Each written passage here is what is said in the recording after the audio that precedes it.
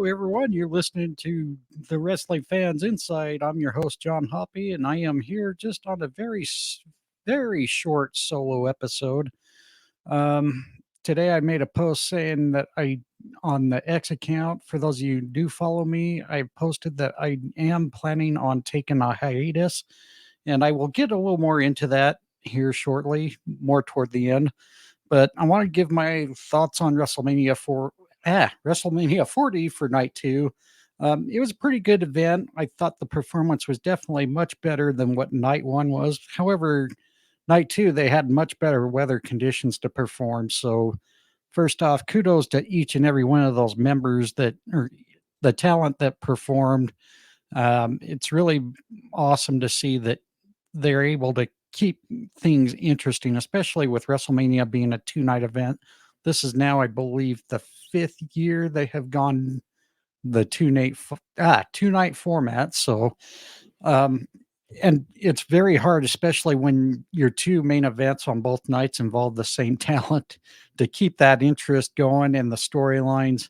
I thought everybody did an A+ job. Everybody that was involved in the Cody Roman match, wow, maybe overbooked a little, but definitely wow. We had The Undertaker, John Cena, Seth Rollins coming out in the Shield gear. I mean, Jey Uso coming to even the odds with Jimmy Uso's interference. I mean, wow. There wasn't much more to it than what you could say to top it off with the very emotional Samantha Irvin announcing Cody Rhodes as the new WWE Undisputed Heavyweight Champion. And a very big congratulations to Cody to finally get that chapter in his story going. Uh, I also want to give kudos to Samantha Irvin, who did one hell of a job. I'm sure it was not easy to keep the vocals going for both nights, where she ring announced for every single match for both nights. And for those who followed on Twitter, she got one of the biggest praises from the GOAT himself, Michael Buffer, the very legend in boxing ring announcing of all time. I'll tell you that if you don't recognize that, that's GOAT status right there. So kudos to you, Samantha Irvin. Uh, I also want to touch base on what a great talent Logan Paul is. Only having very few matches, within the WWE there. Uh, Hello, I'm not sure who you are because I can't quite see who it is. I'm guessing this is Cody that's saying, "Hey, what up, Poppy? Hello." Um, but no, very big congratulations to Logan Paul on having a successful title defense on WrestleMania. That's usually not a very easy thing to do, given the fact that champions never have the advantage because it's always expected that it's going to switch hands. That was not the case.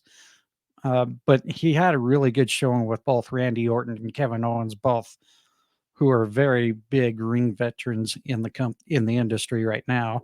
Also, Io Sky Bailey, that was a hell of a match between the two. It doesn't get any better than when you see Bailey, who had a much deserved WrestleMania moment there.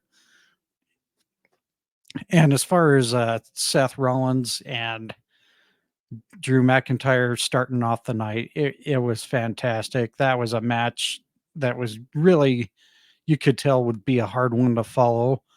Drew McIntyre getting that moment, winning the World Heavyweight Championship right there in front of the live crowd. Unfortunately, was a very short reign thanks to Damian Priest cashing in. Kudos to Damian Priest for cashing in and winning the championship himself. But I think with Drew having that moment, being able to win the championship there with the crowd in the arena, that was the biggest thing right there that you just cannot take away for him. And it was very well deserved. Um, Let me just go ahead and get right to, like I said, I was going to keep this a very short one because I don't want to put any more time off from doing what I need to take care of. On X, I did make a post that I am going to be taking a little bit of a hiatus. And if everything goes right, my plan to return not just to social media, but podcasting, I'm hoping to be back in full force right about middle of May. And the whole reason I'm on camera today is so you actually see my pretty mug for at least one more time, at least for now. So, um, and by the way, I'm not responsible if your monitor cracks for seeing this ugly mug. I do want to say though, the reason I'm taking this hiatus is nothing like mental health, even though in a way it is my mental health, not in a bad way, but in a good way. Mental health affects everybody different way. One of the biggest things I've had to struggle since childhood is I am not very good at reading or taking tests. In fact, I get very anxiety ridden, and I'm sure like a lot of people do when it comes to taking like, a final in college or the big test in high school. For me, I struggle with any test just because it drives my anxiety crazy. And, sometimes it's a struggle. And I'm one of those guys where I have to lock myself up in a quiet room, study, and try to memorize everything I can. And what's happening is I'm actually upgrading my Class B CDL to a Class A. And for those who are in the trucking industry, I'm sure some of you know what this is like. I'm in a company where most of our fleet is actually just a straight truck, which that's why we have to have Class Bs. Um, but part of the reason too, and any of you who know me closely, recently I've had a promotion in my company where I'm the fleet manager now. And not only am I the fleet manager, but because we are a private employer, we've also followed the lines where we can train our own staff to become licensed CDL holders. So part of my job now is in order to be at the top of my game, I want to have that Class A CDL. It was also part of the arrangement for me taking this position, which I'm very grateful for. I've been in the position a year now, but now's the time for me to finally take it up that step further to go above and beyond for my company.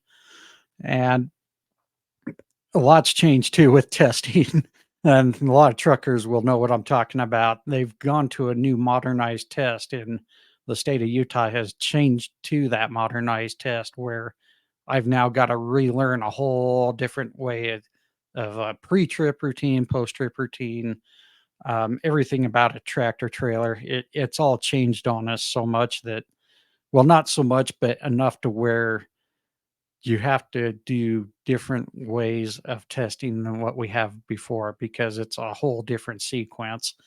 Um, but yeah, I know a lot of people say, "Oh, big deal, it's CDL, it's driving." Well, there's a lot more to it than just driving and just pointing and spotting things. So, but yeah, I'm not in a bad place. I just want to make sure I reassure everybody of that. I'm planning to be back. I'm not going away. It's just kind of a temporary deal. I'm putting my focus right now as my number one is to get this CDL taken care of. And as soon as I get this CDL passed and done with, I'm going to shut up, Cody. You suck. By the way, I will be down there in Richfield, so you better watch yourself. Um, but yes, I as soon as I pass this test, which I know I will, I know I'm gonna pass it with flying colors on the first try here. I will be back in full force, give my crappy wrestling takes, have more fun with Carlos, Bryan, Heather, William, and also I am going to be leaving this project in the hands of Bryan and Carlos. They've done an amazing job with their X spaces over the last few weeks, and I couldn't ask for better teammates to join me on this ride. So without any further ado, I'm just going to cut to it. I'm going to end the episode right here, but I want to first say thank you to each and every one of you who do tune in and listen to us each and every week. I hope you guys will still be around to listen to our shenanigans when I come back. And most of all, please make sure you be good to one another, be kind, and remember, this isn't goodbye. This is see you later.